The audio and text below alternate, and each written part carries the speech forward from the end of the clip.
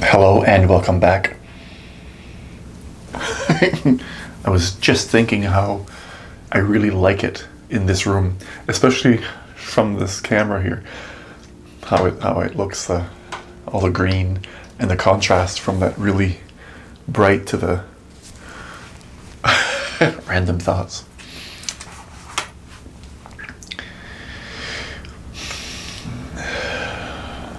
In this culture, Western society, we enable each other to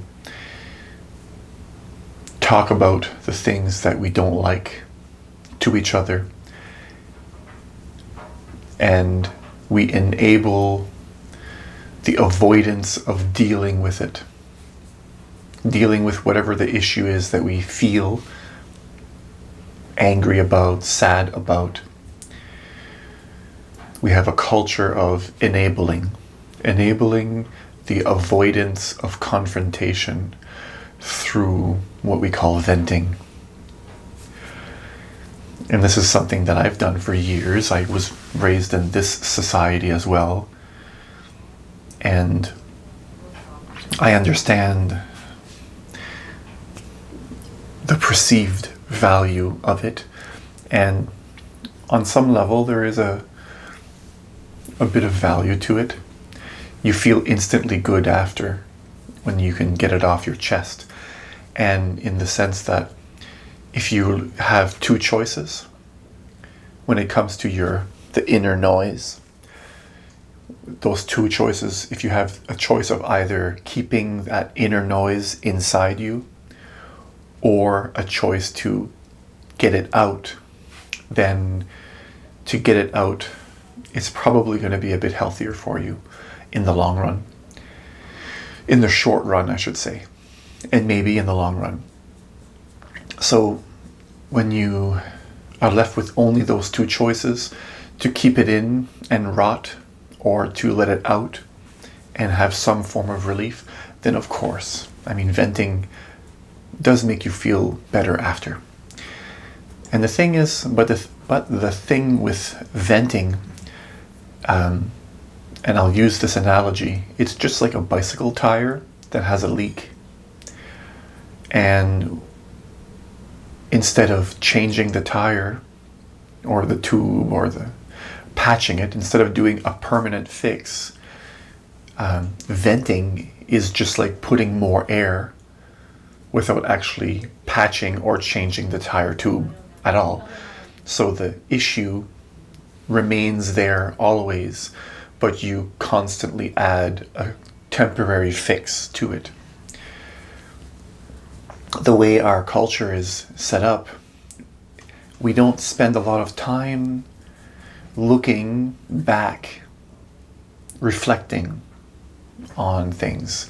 We don't spend enough time really looking back to see that, is this a good habit? We don't really question a lot of the way we do things in this culture. We identify with the way that we do things as, this is just me, this is me, this is the way I am, we say. This is who I am, this is part of who I am, deal with it kind of attitude, right? So what happens is everyone has, what do you call that? Something on their shoulder. Everyone's walking around with something on their shoulder. I forget the right terminology or right saying. And we're basically waiting for the straw that broke the camel's back. Everyone is kind of walking around guarding their egos, their personalities, which is very fragile. And the moment we feel hurt, we patch the ego by complaining and venting to another person to help us feel better. So venting, really, all it's doing, and complaining, all it really does is patches the damage done to the ego, to your ego. It keeps you from actually doing what it is that is necessary to finally move past whatever the issue is in the first place, which is always the solution, or the solution, which is always, to confront the source direct. So, which is very difficult because we're not in the habit of doing this in our culture. It's easier to talk about somebody behind their back than it is to face that person or situation and potentially be in a position where we are vulnerable to attack or may not be able to defend ourselves cleverly enough, and our egos may be hurt. So instead of placing us in a position of vulnerability, we would rather puff up and defend the ego, which is much easier. And like I mentioned at the beginning of the video, it does give you some temporary relief, but it does not get rid of the underlying issue. So a lot of times, some issues will just fade on their own. There's nothing wrong with that. That's fine. And that's just the way it goes, because some relationships can be pretty complicated. When you don't really have much invested, much time, or somebody around you may not be a co-worker or someone that you need to see often, it might be easier to just drop the whole situation and move on. And that is a very healthy approach to dealing with what we think are our problems. The issue only becomes an issue when we need to see this person or be in this situation over and over and over, and we have a difficult time to do something that's it takes a lot of courage, actually. It takes a lot of courage to confront someone with something that you think might cause a conflict. It makes sense, especially if you're at a position of work and you know that if you do confront the person, maybe this is your boss, that it may reflect negatively on your earnings, the stability of your position, which then can stabilize or destabilize your security for your home, the things that you have to pay, your bills, all this stuff. So there's never an easy solution, and it doesn't mean that you have to. I'm not saying that a person should go and start confronting everyone aggressively.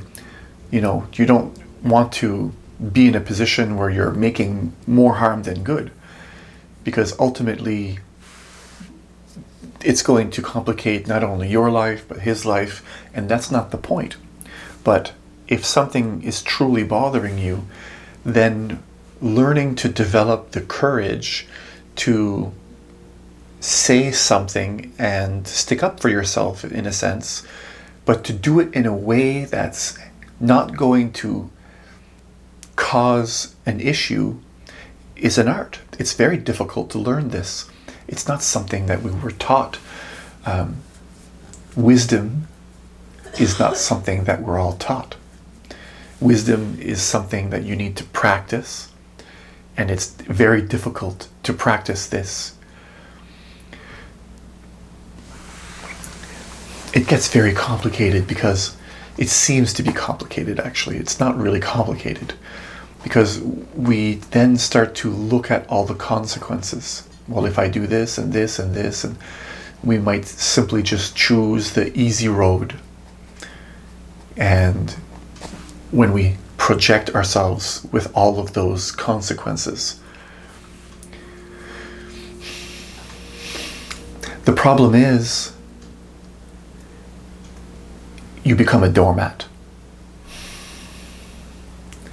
if you're not careful and you're not truly happy when you live in this way, unless it doesn't really bother you. And that is a very healthy place to be. If a person can live most of their life and allow things to just roll off of their shoulders, situations come and they don't take it personally, they can just let it, then that is a very, very, very mature and very healthy state of mind to be in. Because ultimately, the only problem with what somebody else does to you or is doing or a situation is, presenting you with, the only issue comes from a part of you that doesn't want to change, or the ego, basically, the part of you that says, no, I don't want this. The part of you, let me get even closer to the truth, the part of you that takes it personally, the part of you that takes it as an attack. That's the only part of you that has an issue with other people's behaviors or situations you might find yourself in. It's the part of you that takes whatever is happening personally. It's not to say if someone keeps, tripping you when you walk in the door, you just, oh, thank you. I mean, you can, and if you're happy with it, and that's fine, then there is no issue. But obviously in that situation, you're probably pretending, and it probably bothers you, and it would be much healthier for you to simply confront the person. And when I say confront, that is kind of misleading. Because realistically, when you bring something up, when you tell somebody, I don't like what you're doing, may you please stop, the person is not always going to react in the way that you want. So sometimes you're going to have conflict, and sometimes you're going to be surprised, actually much more often than you think, because I've been practicing this quite a bit myself over especially the last 4 years, but I've been more and more ever since probably 15 years now. I've really been stepping up into myself, and it's something that I'm fairly good at for the most part. Everyone has areas to improve when it comes to relationships, I believe. But you'll be surprised how often it turns out in your favor when you can simply say what it is on your mind in a way that doesn't come across as though you're attacking the person. But I'll probably end the video after this. When you first start doing this, you have to expect that your voice is going to shake. You are probably physically going to shake, and you're probably not going to say it in the nicest way. Some relationships that you find yourself in right now may get worse or may crumble completely and dissolve. And some relationships might actually become much stronger. And sometimes the people that you think you're close to or not close to, you may become very close to, and vice versa. This may do a complete shift, or not much might happen at all. But it's to understand that when you start to, it's hard to say it any other way, when you start to stand up for yourself, when you stop being a doormat, when you start stepping into your power, you have to expect some type of friction. You have to expect more than friction, a change. Some type of change is going to happen, and expect it to not be easy most of the time, some of the time. And be courageous, the best we can do. So I leave you with that. Wherever you are around the world, whatever time it is that you're watching this video, thank you. Thank you. Thank you.